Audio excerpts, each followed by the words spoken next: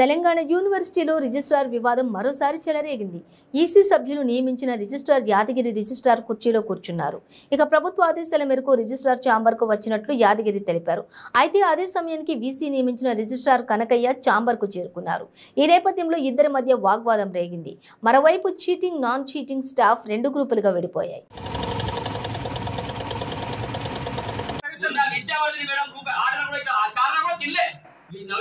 Get out అన్నప్పుడు ఈ professor ఎందుకు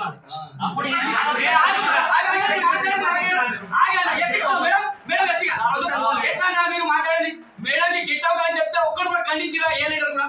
లీడర్ మేము ఖండించాం, మేడం చెప్తాను.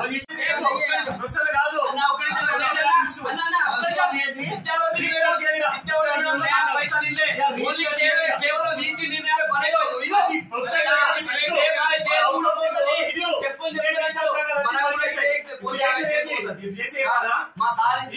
ఇప్పుడు చేరు రిజిస్టర్ చేరులో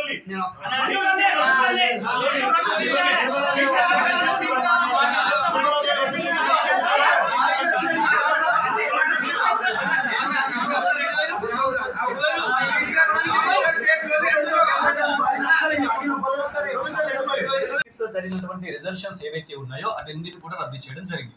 కానీ ఆ రోజు చైర్గా వేయించిన వ్యక్తి ఏం చేశారంటే 28న ఇంట్రీమ్ ఆర్డర్ వచ్చింది కాబట్టి 26th ఈసీ మీటింగ్ అని 56th ఈసీ మీటింగ్ అని ఫోర్స్లో ఉంటుందని చేయడం జరిగింది. దాని తర్వాత 28వ తారీఖు వచ్చిన తర్వాత మళ్ళీ 5th మే మళ్ళీ ఒక మీటింగ్ కండక్ట్ చేయడం జరిగింది. 5th మే వరకు ఏమైందంటే ఒక ప్రాబ్లం వచ్చేసింది.